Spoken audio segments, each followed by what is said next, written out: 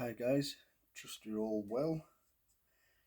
I just thought I would do an update on the Warhammer40k Goliath Truck conversion.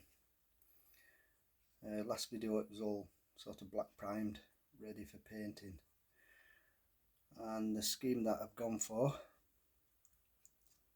is that,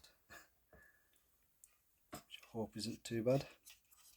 Still got a lot to do yet, details to put in, but it was primed with Zandri Dust Citadel primer, which is basically the brown. And then for the camouflage colours, I used a blast from the past, Shadow Grey, one of the old Warhammer paints, and then also the green, which is US dark green, Vallejo, and the yellow is from the game colour, Vallejo game colours. So that's a colour scheme I've gone for. A bit of detailing to do, some more weathering. The lights, I've based them, got the chain on the front there to do, plus the cutters. That is still removable.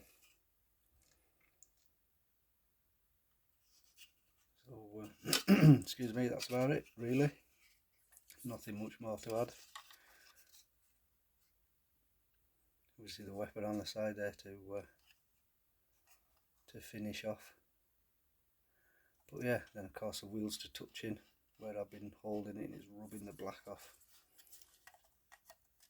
But yeah, that's as far as I've got with that one. It's a bit outrageous, I guess, colour scheme, but there again, so is 40k. Anyways, that's it. Like I said, just small details to put on it, just to finish it off. I don't think I'll be adding any figures. I'll leave the figures off. I'll just leave it as a truck like that. But yeah, thanks for watching. I will catch you again on the next one.